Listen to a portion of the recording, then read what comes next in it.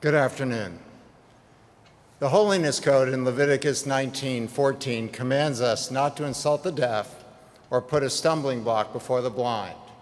God, the original master of metaphor, implores us not to mistreat or take advantage of anyone who is disabled, whether physically or intellectually. Don't do it, God is telling us. How depressing that God feels compelled to remind us of this most basic level of human decency. Shouldn't we know better than to engage in such spiteful behavior? My youngest brother Josh has Down syndrome. He has 47 chromosomes, while most human beings have 46. Josh looks and sounds different, and he sometimes acts differently. Now relax. There's no need to brace yourself for a gut-wrenching story about Josh's life. His days have been filled with laughter, family, and friendships, not to mention a reverence for professional wrestling and a passion for disco dancing. If you met Josh, you would recognize immediately why the sages commanded us to protect those with differences. Josh has always been remarkable, a ray of sunshine and a beacon of hope and positivity in a world where those attributes are often in short supply. He personifies what is possible when stumbling blocks are removed. Excuse me. Josh was born in 1967. Back then, those with Down syndrome were all too frequently institutionalized, and those institutions were all too commonly dehumanizing. Institutionalization never crossed my parents' minds. Their approach from day one was straightforward. Josh is one of the Edelson boys, and he's going to grow up like his three older brothers. Stumbling blocks be damned. Apologies. When Josh arrived home, I was 8 years old and thrilled to have another brother. No sense of gloom settled over the home. Mom and Dad made sure we welcomed our new teammate with open arms. My parents are the heroes of Josh's story. If they were here, they could spend hours describing their fears and the countless stumbling blocks they confronted, including insidious societal assumptions about Josh's true potential. My mother became a champion in New Jersey for the rights of all those with intellectual and developmental differences. No one was going to tell Jill Edelson that something wasn't possible, at least not a second time.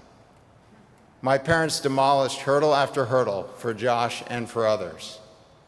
But rather than dwell on the battles, I am certain Mom and Dad would spend far more time recounting how much joy Josh brought into their lives. If the family photo album is any indication, Josh was without doubt their favorite son. Mom and Dad set high expectations for Josh, as they did for all of us in school and in all walks of life.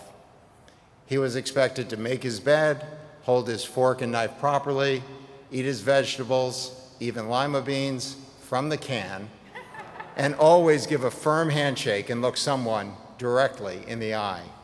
And he was forced to sit politely at the dinner table with our grandparents, often in uncomfortable gray flannel pants, until all four of us were formally excused. My parents were remarkable. They far exceeded God's admonition not to insult or erect stumbling blocks. They epitomized what it means to affirm life by lifting someone up and letting them shine. Josh's life has benefited from others clearing his path, not to mention his own hard work. It has also benefited from the kindness and empathy of others, as they recognize Josh's differences make him special. Early on, I wasn't so sure about the kindness of strangers. As an older brother, I was always on edge about kids making fun of Josh for being different.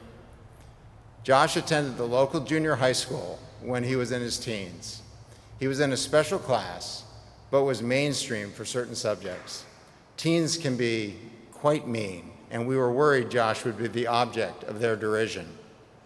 Josh decided to become the manager of the 9th grade boys basketball team. In that school, the basketball players were the self-anointed coolest of the cool. I was worried. Would they make fun of Josh's awkwardness and exploit his gullibility? My fears were unwarranted. The kids fell for Josh, his radiant smile and his genuine enthusiasm. He became part of the team. And whenever someone did make fun of Josh, which sadly happened occasionally, a phalanx of kids closed ranks and let the perpetrator know that making fun of Josh and any of his classmates was, well, completely uncool. Josh attended high school on Cape Cod and then moved into a wonderful, supported independent living community in Hyannis, which has been his home for the last 30 years. About 5 years ago, I went to pick up Josh at the Star Market, where he worked bagging groceries and helping customers load their cars. I sat and watched as customer after customer gave Josh a hearty greeting and a warm hug and chatted his ear off as they made their way to the parking lot. Several of them told me how much they love Josh and look forward to seeing him during their regular visits to the supermarket. Josh was part of the fabric of their lives, and their kindness truly warmed my heart. As an aside, Josh's own impish nature came through that day. He feigned fatigue toward the end of his shift and convinced his doting older brother to race around the parking lot collecting stray shopping carts while he directed me from afar. I can still see the smile on his face.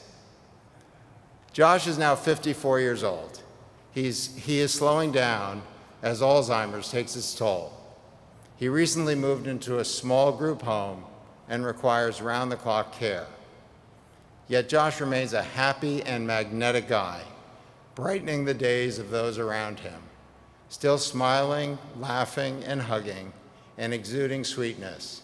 This has been his MO since childhood. We all seek to gain perspective and wisdom along the road of life.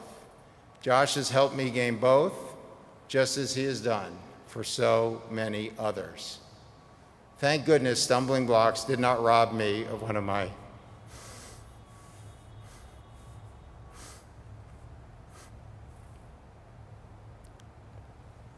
excuse me. Thank goodness stumbling blocks didn't rob me of one of my greatest teachers. As for the holiness code, I have a suggestion.